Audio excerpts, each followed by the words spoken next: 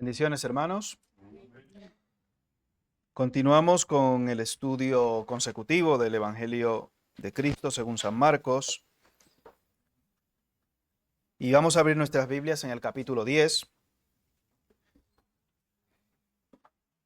Vamos a leer los versículos del 35 al 45, aunque no vamos a tratar todo este tema porque gracias hermano, ya se ha hablado en más de una ocasión acerca del pasaje, al menos la semana pasada, hasta el versículo 40.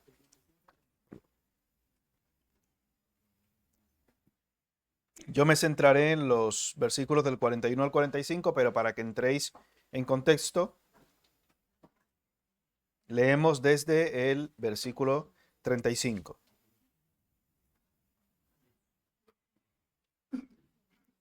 ¿Lo tenemos? Dice la Escritura: Entonces Jacobo y Juan, hijos de Zebedeo, se le acercaron diciendo: Maestro, querríamos que nos hagas lo que pidiéremos. Él les dijo: ¿Qué queréis que os haga? Ellos le dijeron: Concédenos que en tu gloria nos sentemos el uno a la derecha y el otro a tu izquierda. Entonces Jesús les dijo: No sabéis lo que pedís. ¿Podéis beber del vaso que yo bebo o ser bautizados con el bautismo con que yo soy bautizado? Ellos dijeron: Podemos.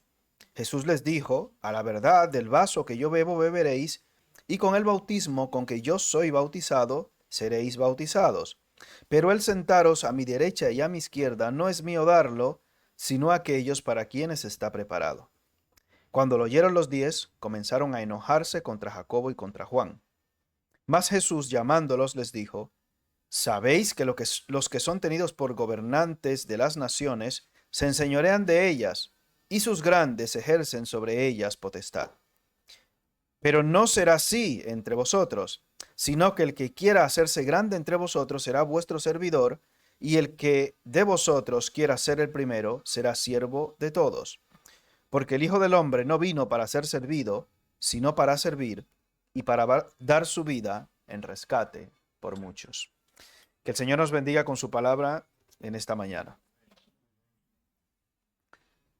Tenía la intención de tratar o abarcar los versículos del 41 al 45, pero hoy trataremos solamente hasta la primera parte del 43 y la semana próxima continuaremos. Porque desarrollando ya sabía que se me iba a ir de hora y no quiero tampoco abusar un poquito de vuestra atención, más de la cuenta. Pero bueno, si hacemos un breve repaso a manera de introducción de lo que hemos estado tratando en este pasaje, recordamos a Jacobo y a Juan. Ustedes han visto ya de la semana anterior, por ejemplo, que el hermano Costel nos estuvo hablando, ¿cuál era el parentesco que tenían Jacobo y Juan con Jesús? Eran primos. Van camino hacia Jerusalén. Ellos van con el rey, la comitiva de los 12 apóstoles, los discípulos, etcétera. Obviamente, probablemente iban más de los 12. Pero iban en comitiva hacia Jerusalén. Jesús, en 3 ocasiones ya les había comentado a ellos qué cosas les acontecerían a él cuando entraran allí en Jerusalén. La Escritura nos declara que ellos no tenían del todo claro de qué cosas estaba hablando Jesús. Y probablemente ellos estaban pensando de que cuando entraran a Jerusalén iba a haber un movimiento armado, un levantamiento armado, y que quizás estas cosas que Jesús dice que le iban a acontecer tenían que ver con este conflicto, este posible conflicto armado a través del cual ellos iban a tomar el poder, pero que cuando estuvimos hablando de esto, el hermano también habló, el hermano Costel, de este tema, ellos pensaban que como tenemos a un rey, a un general, a un encargado al frente que multiplica los panes y los peces y que si estamos heridos nos sana, somos o seremos un ejército o un grupo invencible. El grupo de los inmortales seremos. Y cuando se van acercando a Jerusalén, hacia la capital, los 2 primos le dicen: Señor, quisiéramos que tú nos concedas lo que pidiéramos. Probablemente desde pequeños habían estado jugando con Jesús, imagínate, se habrían criado juntos, etcétera. Es una cultura muy familiar, la cultura árabe. Nosotros también en Latinoamérica, ahora ya eso se ha ido perdiendo. Tenemos cierta cultura de estar en familia, etcétera. Aquí en Europa y en España en general, yo creo que con los años se ha notado menos. Tiene que ver quizá con vivir en pisos o cosas así. No sé, podríamos atribuir muchos detallitos a ese alejamiento que hay entre las familias, pero ustedes saben que en aquel tiempo no era así y que los que son de sitios rurales saben que se cría uno siempre entre la familia. Y ellos hacen esa petición a Jesús, pensando probablemente que al realizar la entrada a Jerusalén se va a producir ahí el conflicto armado y vamos a tomar el poder. Vamos ahora a reinar con Jesús. Y esa probablemente era la ilusión que ellos tenían en ese momento. Subiendo a Jerusalén, se acercan a Jesús y le dicen, quisiéramos que nos hagas lo que pidiéramos. Fíjese, por ejemplo, en el libro de los Hechos, vamos allí, porque este no era un pensamiento. Hechos capítulo 1, deje un dedo en Marcos, que quizás tenían solamente Jacobo y Juan, sino también el resto de los discípulos. Hechos capítulo 1, comenzando en el versículo 6.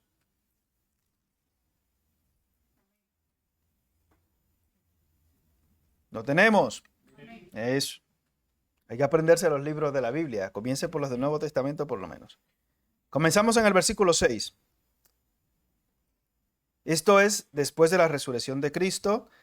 Dice la Escritura, entonces los que se habían reunido le preguntaron diciendo, Señor, ¿restaurarás el reino a Israel en este tiempo? Ahora sí, Señor, cuando fue la entrada triunfal, cuando estuvimos allí, no. Claro, pero ahora sí, ya que estás resucitado, con un cuerpo glorificado, con esta gloria que vemos en ti, restaurarás el reino a Israel en este tiempo. ¿Y qué les dice Jesús? No os toca a vosotros saber los tiempos o las sazones que el Padre puso en su sola potestad, pero recibiréis poder cuando haya venido sobre vosotros, ¿quién? El Espíritu Santo, y me seréis testigos en Jerusalén, en toda Judea, en Samaria y hasta lo último de la tierra. Y habiendo dicho estas cosas, viéndolo ellos, fue alzado y le recibió una nube que le ocultó de sus ojos. Y estando ellos con los ojos puestos en el cielo, entre tanto que él se iba, he aquí se pusieron junto a ellos dos varones con vestiduras blancas, los cuales también les dijeron, varones Galileos, ¿por qué estáis mirando al cielo? Este mismo Jesús que ha sido tomado de vosotros al cielo, así vendrá como le habéis visto ir al cielo. Entonces volvieron a Jerusalén desde el monte que se llama del Olivar, el cual está cerca de Jerusalén, camino de un día de reposo, y entrados subieron al aposento alto donde moraban Pedro y Jacobo, Juan, Andrés, Felipe, Tomás, Bartolomé, Mateo, Jacobo hijo de Alfeo, Simón el celote y Judas, hermano de Jacobo. Todos estos perseveraban como unánimes en oración y ruego con las mujeres y con María la madre de Jesús y con sus hermanos en la carne, los hijos de María, por si había alguna duda. Se quedan mirando hacia el cielo y ellos dicen, bueno, Jesús, ahora que se ha ido al cielo, que ha subido, está buscando las huestes celestiales y va a venir ahora, va a bajar con el ejército. Y se quedan mirando hacia el cielo diciendo, ahora sí, ha subido a buscarlos, esto sí se va a poner bueno ahora. Y quizás habrán recordado aquella escena, ¿no? En la que Eliseo le dice al Señor que abra los ojos de Giesi, y cuando abre los ojos, ve que están unos ejércitos rodeándole, pero hay muchísimos más ejércitos celestiales rodeando a esos ejércitos. Y ellos quizás se quedan así con la expectativa de decir, venga, ahora sí, ahora sí. Y vienen los varones, estos ángeles dicen, espabilar. Que ese que le habéis visto ir volverá, pero no se queden aquí esperando, que no va a ser así como vosotros pensáis. Y ellos se van a Jerusalén y comienzan otra vez a hacer una vida, entre comillas, relativamente normal. Y se quedan pendientes de esperar el reino. Y en el capítulo 2 de Hechos vemos cómo ese reino se manifiesta. En el capítulo 2, versículos 1 y 2. Cuando llegó el día de Pentecostés, estaban todos como unánimes juntos, como vimos que estaban en el versículo 14 del versículo 1. Y de repente vino del cielo un estruendo como de un viento recio que soplaba, el cual llenó toda la casa donde estaban sentados. Ese reino que ellos esperaban se manifestó obviamente en la capital unos 10 días después. Arrepentíos, ya dice Jesús desde el principio, y el mismo Juan el Bautista, porque el reino de los cielos que se ha acercado. Ellos no estaban comprendiendo hasta quizás este tiempo de Pentecostés que el reino de Dios ya estaba entre ellos. Pero aún así los discípulos, tomando o teniendo una perspectiva terrenal de las cosas que Jesús les había dicho, volviendo nosotros a los discípulos antes de la resurrección de Cristo, se quedaron con la idea de que nosotros nos vamos a enseñorear y vamos a mandonear a los otros. Los discípulos tenían esa idea de que nosotros nos podremos enseñorear sobre los demás. Si volvemos a Marcos, capítulo 10,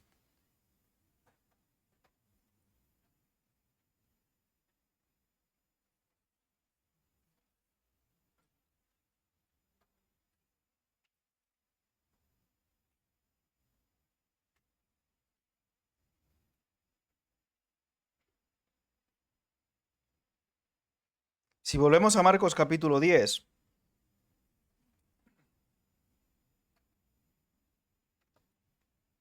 Jesús les responde en el versículo 40, pero el sentaros a mi derecha y a mi izquierda no es mío darlo, sino a aquellos para quienes está preparado. ¿Quiénes son esos? Yo no lo tengo claro, yo no podría decirlo. Es curioso que cuando Jesús en la transfiguración cambia su parecer, ¿quiénes se le aparecen con él? ¿Quiénes se aparecen ahí con él? Hay dos, ¿no? ¿Quiénes? ¿Son ellos dos? No, no puedo decir eso. No. Y luego en Apocalipsis también por las cosas concretas que vemos, algunos autores sugieren o sospechan que puede ir por ahí la cosa, pero yo no me atrevo a mojarme tanto. Y eso dice la Biblia que es para quienes está preparado. No debería preocuparnos. Estoy seguro que yo no voy a estar ni a la derecha ni a la izquierda. Eso lo tengo yo claro. Supongo que usted también, ¿no?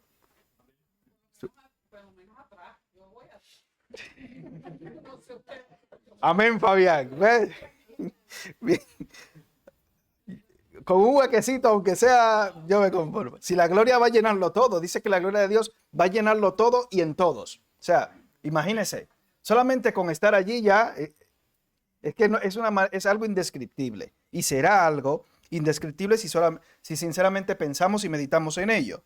Porque por eso la Escritura advierte, hablando el mismo apóstol Pablo, que me está guardada la corona de justicia y dice, y no solamente a mí, sino también para todos aquellos que aman ¿qué? ¿Cuánto amo yo la venida de Cristo? Es para los que aman su venida. Sí, yo amo la venida de Cristo, pero me decía un ex compañero que tenía, pero que venga después que yo me case y que tenga 2 años. Pero él ama, ¿tú amas realmente la venida de Cristo? Yo creo que él ama otra cosa, pero no está muy en la expectativa de la venida de Cristo. Y yo creo que muchos de nosotros fallamos en ese sentido y no somos sinceros. No oramos realmente pidiendo, como dice en Apocalipsis, sí, ven que, Señor Jesús. Y hoy en día se habla en demasía de la alegría y de la felicidad. Y hay una película, ¿no? ¿En busca de qué? ¿Te parece a mí el actor? ¿A que sí? No. No. En busca de la felicidad. Sigue la travesía de tu felicidad. Y eso suena, se nos ponen los ojos grandes y brillosos. Luego vas al número de cuenta y ya se te quita la cosa. Pero, ¿la felicidad cuánto dura? Minutos, desde que te da un dolor de tripa o desde que te das en ese huesito de aquí adelante, con alguno de los bancos, se te acabó la felicidad. Mira qué rápido.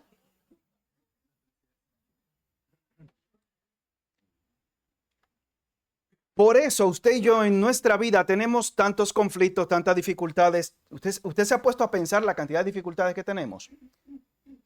Pero sabemos que a los que aman a Dios, ¿qué? Porque Dios lo que quiere con todas esas aflicciones es que tú aprendas a amar su venida. Porque mientras tú estés en este mundo como si fuera un paraíso, tú vas a amar la venida de Cristo. Señor, no venga, que me lo estoy pasando muy bien. Ahora no, Señor. En agosto no venga, Señor, que estoy de vacaciones. Ahora, Señor, el 8 de enero ven, porque ya comienza la cuesta de enero. Y sí, ven, Señor Jesús. O estoy malo, o estoy enfermo, o tengo problemas. Yo creo que deberíamos ser más sensatos en ese aspecto y decir en cualquier circunstancia de nuestra vida que nada se puede comparar con la gloria venidera que para nosotros ha de manifestarse. Y por eso dice el Señor que debemos aprender, a través del apóstol Pablo, a amar la venida de Cristo. Y por eso quizá ellos se quedaron así atónitos, porque lo que les esperaba posteriormente a esa partida de Cristo eran situaciones complejas. Jesús, después de la resurrección, duró unos 40 días con los discípulos, apareciéndose de manera esporádica, etc. Ellos dicen, ahora que Jesús se va, ¿qué va a pasar con nosotros? Y Jesús les dice, si yo no me fuera, el Consolador no vendría. Viene el Consolador y ya los discípulos asumen y entienden que por la gracia de Dios deben estar como vimos, unánimes y todos juntos. Pero aún así, como hemos mencionado, si volvemos, cuando los 10 escuchan el comentario de aquellos dos que encima tienen un parentesco con Jesús, que forman parte de ese círculo íntimo, ¿recuerdan quiénes eran esos tres? Pedro, Jacobo y Juan. La conclusión a la que llegan los discípulos, o las conclusiones son varias, pero probablemente ninguna buena. Por ejemplo, podrían haber pensado, como aquí en España se utiliza la palabra, estos dos son unos trepa. Es la palabra que se usa, trepadores. ¿Cómo que qué palabra trepadores es que se usa? O intentan como colarse delante, los que se intentan colar o hacerle la pelota al jefe o a la jefa para subir de puesto, se le llaman trepa, pero yo no sé, eso es una contracción.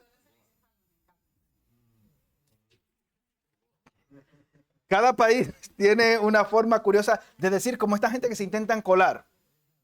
Colar. Nos intenta colar un penalti o un gol pues, en fuera de juego. De esos que cuela el Barça siempre. Que, bueno, no.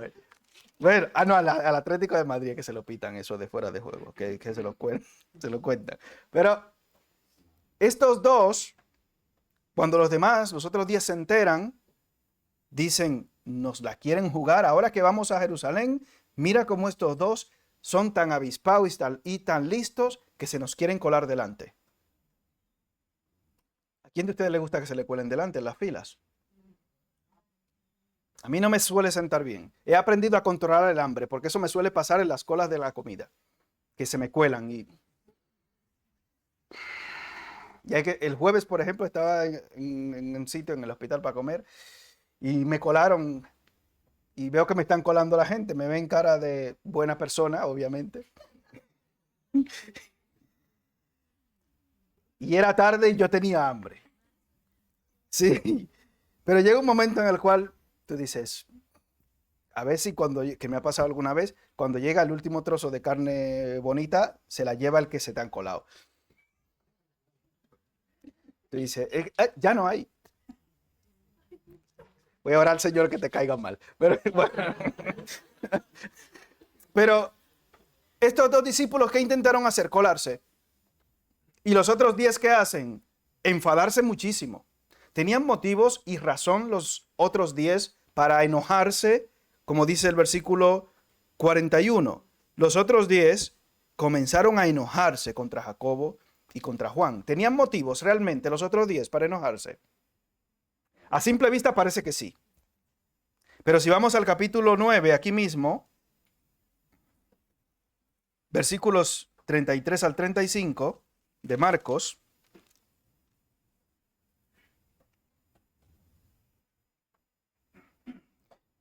dice, y llegó a Capernaum, y cuando estuvo en casa les preguntó, ¿qué disputabais entre vosotros en el camino? Los discípulos, Jesús les pregunta, ¿qué era lo que ellos discutían? Mas ellos callaron, porque en el camino habían disputado entre sí que, ¿quién había de ser el mayor? Entonces él se sentó y llamó a los 12 y les dijo, si alguno quiere ser el primero, será el postrero de todos y el servidor de todos. Ellos ya tenían o habían tenido esa disputa con anterioridad. Y es probable que se habrían asignado algunos rangos ellos mismos. Bueno, yo voy a repartirme esta esquina de Jerusalén, yo voy a tener tantas ciudades, quizás entre ellos habían llegado a un acuerdo, a un pacto de no agresión. Habían llegado a un pacto entre ellos. Y eso quizá no era extraño, que los que tenían ciertas capacidades se repartieran los terrenos, como hacen en algunos casos los políticos, que llegan al poder y se reparten los territorios, las cosas. Pero ellos parece que habían llegado a un acuerdo para dejar eso calmado. Dice, bueno, vamos a dejar esto aquí tranquilo hasta nuevo aviso, pero ya cada uno tiene lo suyo, ¿no? Ok. Y estos dos parece que no estaban conformes con lo que le habría tocado. Y dice, uy, vamos a ver si podemos cambiar esto. Pero el objetivo de estar a la derecha y a la izquierda no era un objetivo de humildad, obviamente, sino de enseñorearse. Porque si yo estoy más alto que el otro, yo puedo macanear y mandonear, o hay muchas palabras para decir esto, puedo mandar al otro, mandar al de abajo. ¿Y quién es mejores? Como el hermano decía el otro día, que los hijos preferidos de tu tía. Tu tía Salomé, ¡ay! La que te quiere. ¿Te acuerdas las cosas tan ricas que te cocinaba? A saber a qué cosas apelaría, porque a través de la madre, en otro pasaje paralelo, dicen que ellos también intentaron colar esta petición. ¿Tenían realmente los discípulos motivos para enojarse? Realmente no, porque todos querían exactamente lo mismo, enseñorarse los unos sobre los otros. Y por eso Jesús, posteriormente, intenta hablar con ellos de una manera cariñosa. Fíjate que no hay una reprensión pública, no hay unos latigazos ahí, no hay un enfado propio de Cristo, porque sabe que ese mismo sentimiento está en el corazón de los otros. Y es una de las grandes batallas que tenemos que librar tú y yo día a día. No es necesariamente contra mi hermano, contra mi hermana, contra el esposo, contra la esposa, contra el hijo, contra tal, sino contra tu propio orgullo. En la clase de escuela dominical estábamos tratando el tema, en este caso de Abraham, de Job, salió a colación. Y para ellos las riquezas no eran un problema, porque a pesar de tener muchas, vimos en el caso de Job que Jehová dio, Jehová quitó, sea el nombre de Jehová bendito. Su relación con Dios no dependía de lo que ellos poseían o no. Por eso no había ningún problema en que ellos poseyeran muchas cosas. Dice, no, si Dios me da 1.000.000, yo me voy a portar muy bien. Si con 2.000 euros no hay quien te aguante, imagínate con 1.000.000.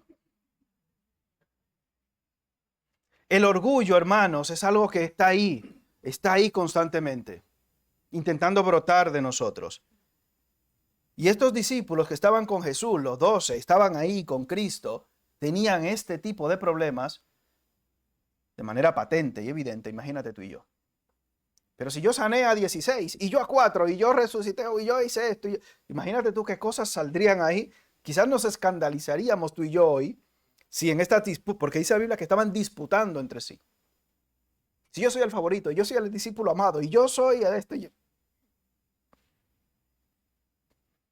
Hay una lucha constante contra esa naturaleza que se llama habitualmente carnal, pecaminosa, que está todo el tiempo intentando tirarnos, como dice el apóstol Pablo, miserable de mí, ¿quién me librará de este cuerpo de muerte? Y hay una frase que se ha popularizado hasta cierto punto hoy en día y es, yo quiero que tú estés bien, pero no mejor que yo. ¿La habéis escuchado? Y hay mucha gente que le encanta el éxito ajeno, hasta que ese éxito le supera. Y dice, uy, no, espérate, tanto no. Que le vaya bien, pero no tan bien. Señor, tan bien. Mejor que a mí, ¿no? Que tenga el Volkswagen, pero el pequeño, y yo el grande.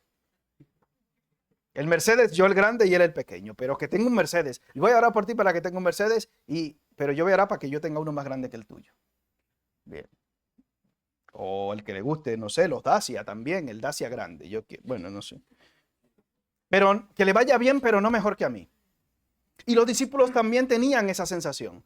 Que le vaya, sí, todos ustedes bien, pero yo a la derecha y mi hermano a la izquierda, para que estemos a la par. Y en el comentario de Hendrickson, cuando trata este tema, él hace alusión al caso de Natán con respecto a David.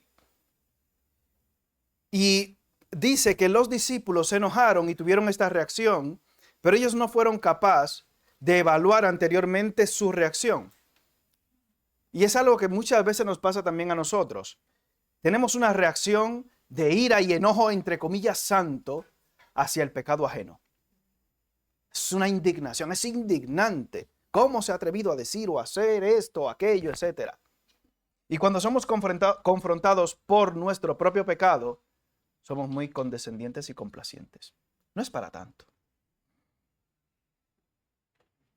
Los discípulos en el capítulo 9 estaban disputando sobre esto mismo y no sabemos exactamente a qué acuerdos llegaron, y posteriormente en el capítulo 10 se indignan. Se indignan. ¿Cuál es tu reacción hacia tu pecado? ¿Cómo reaccionó David cuando fue confrontado con su pecado? Con arrepentimiento. ¿Y Saúl cómo reaccionó? Los voy a matar a todos. Pero venga, total, ¿se imagina? Y es algo que también, por ejemplo, en Lucas capítulo 22, vamos allí, que es un pasaje paralelo de este, Lucas 22, 24 al 26.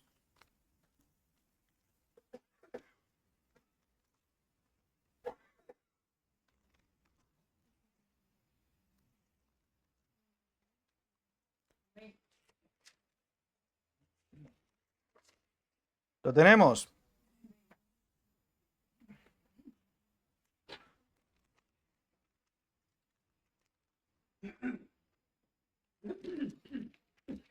Hubo también entre ellos una disputa sobre quién de ellos sería el mayor. Pero Jesús les dijo, los reyes de las naciones se enseñorean de ellas, y los que sobre ellas tienen autoridad son llamados como bienhechores, mas no así vosotros, sino sea el mayor entre vosotros como el más joven, y el que dirige como el que sirve. Y en un comentario que revisé acerca de esto, dice que utilizaba esta palabra bienhechores como un tono sarcástico Jesús refiriéndose a los discípulos. Y estoy seguro aquí en España, y sé que en varios de vuestros países habéis tenido tristemente dictaduras. Los dictadores utilizan títulos como estos.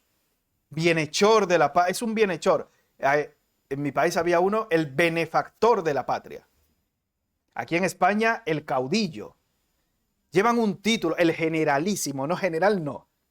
Este ya, como ya no era un general, dice, es que ya no me faltan estrellas. General de 7 estrellas, y su hijo, el hijo del dictador, era general, pero de 5 estrellas. Hasta donde yo sé, el general llega hasta 3 estrellas, pero ellos, como estaban por encima de todos, y supongo que todos los países que tristemente tienen o han tenido historia de dictadores, saben que tienen un apodo o un nombre concretamente en cada país. No sé si Fidel Castro tenía algún apodo, hermana. ¿Cuál? Ah, el comandante Castro. Ah, no, pero el comandante Chávez, el tuyo. El comandante Eterno. ¿Eh? Comandante Eterno. Eterno. Ah, bueno.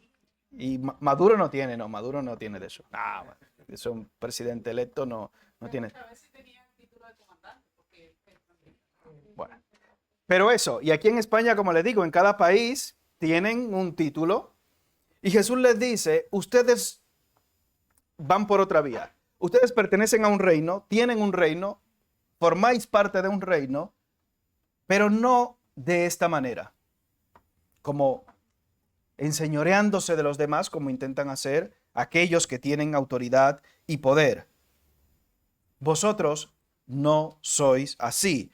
Vosotros no vais por esta vía. Y termina el versículo 43 diciendo, pero no será así entre vosotros. El objetivo del reino no tiene que ver con subyugar y esclavizar a tu hermano, a tu hermana.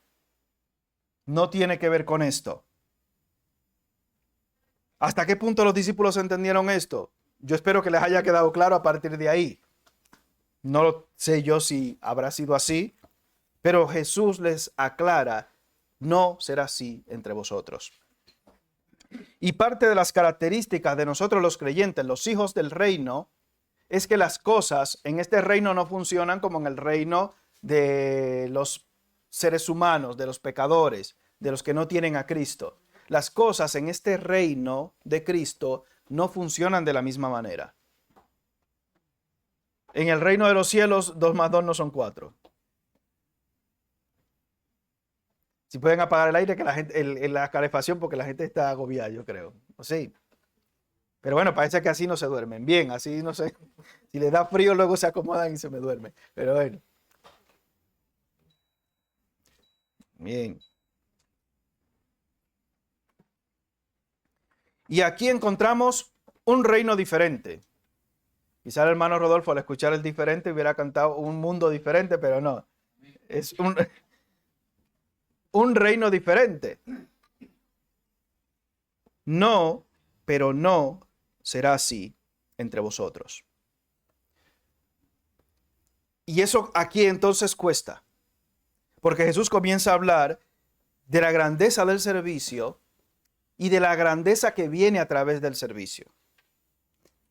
Si vamos, por ejemplo, a Efesios capítulo 5, versículo 21, un versículo que me compartió una hermana ayer, no es objetivo de polémica, no se asusten. Pero Efesios 5, 21, quizás resume de una manera práctica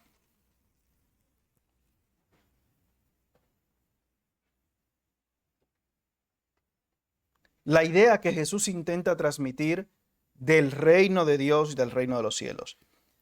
¿Qué dice Efesios 5:21? Que es el último versículo que trataremos. Someteos, ¿qué? Someteos unos a otros en el temor de Dios. Ya los detalles ya habrá que tratarlos luego, posteriormente. Pero mira el que usted tiene al lado. Manatir, se la han dejado sola, qué vergüenza. Mira al que tiene, a alguien que tenga atrás. Mira el que usted tiene al lado. Según la Biblia, usted tiene que someterse a esa persona que usted tiene al lado. Me aclaro, ¿eh? Usted es siervo o sierva de la persona que tiene al lado. Los que están sentados al lado del esposo y de la esposa, más todavía.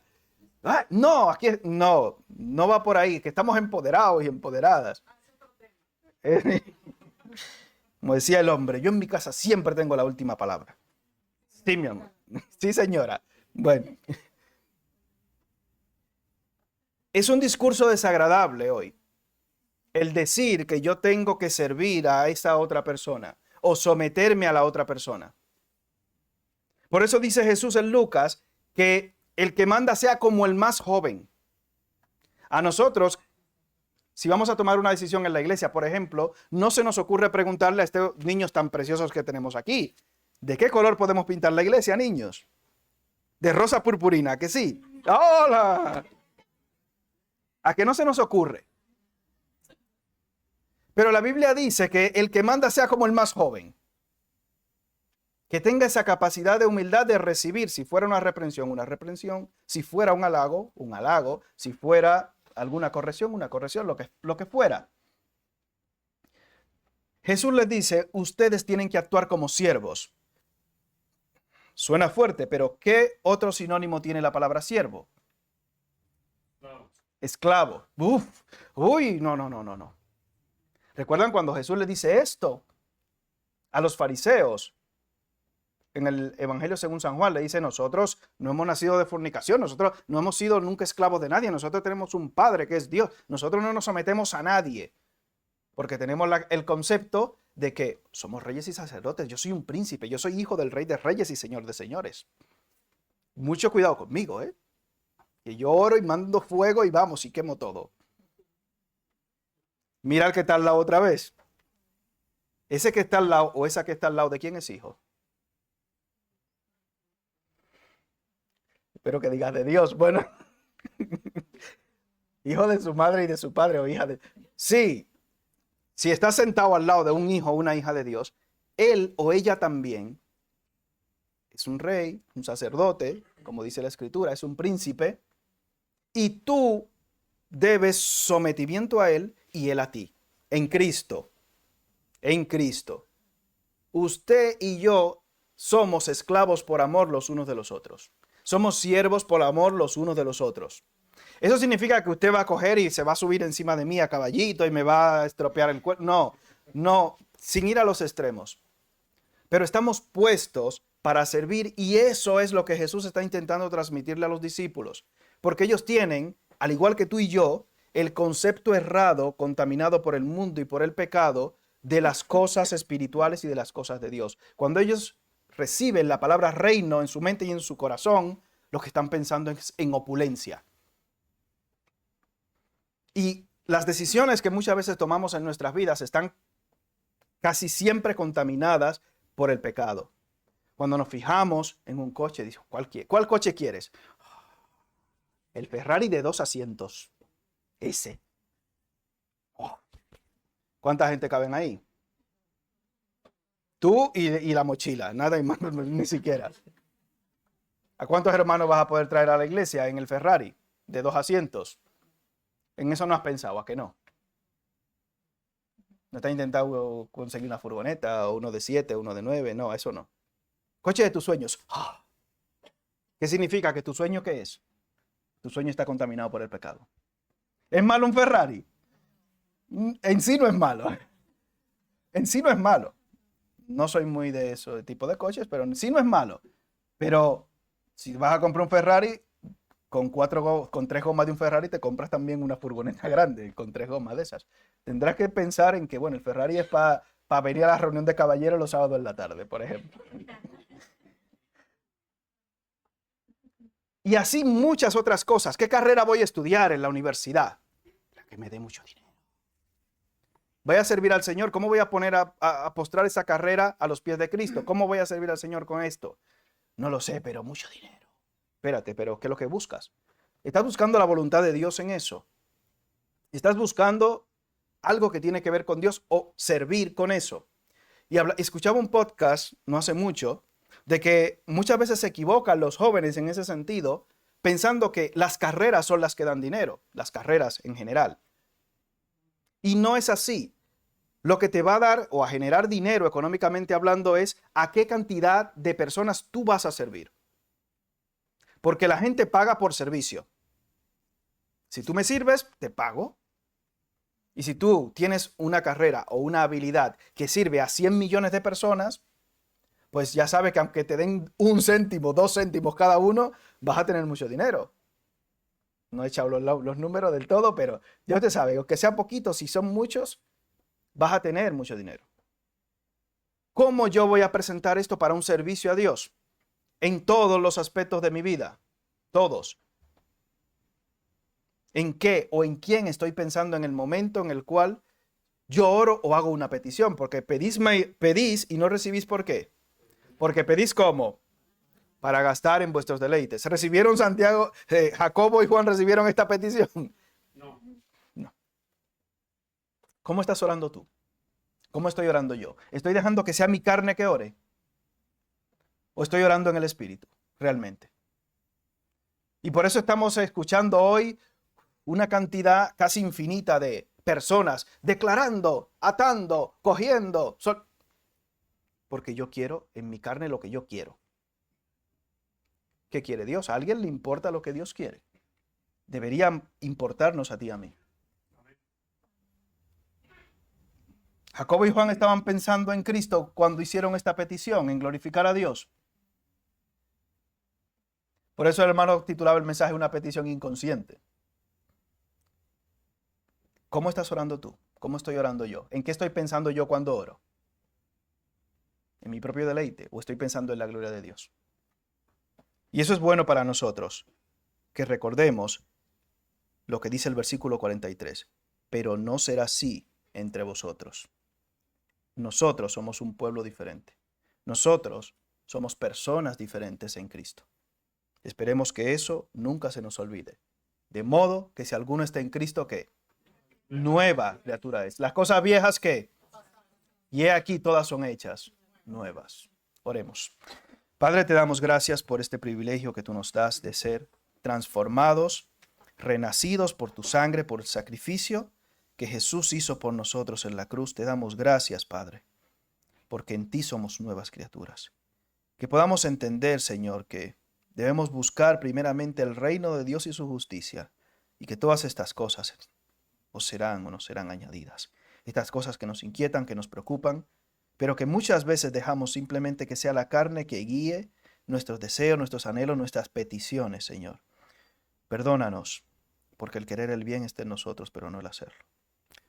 Padre, ayúdanos a buscar tu rostro con nuestras oraciones y con nuestras vidas, no solamente nuestros anhelos y deseos, que pueden ser más o menos válidos, pero que muchas veces no queremos, Padre, pasar por el filtro de tu palabra y de tu voluntad, porque anhelamos y deseamos más nuestros propios deseos que tu voluntad.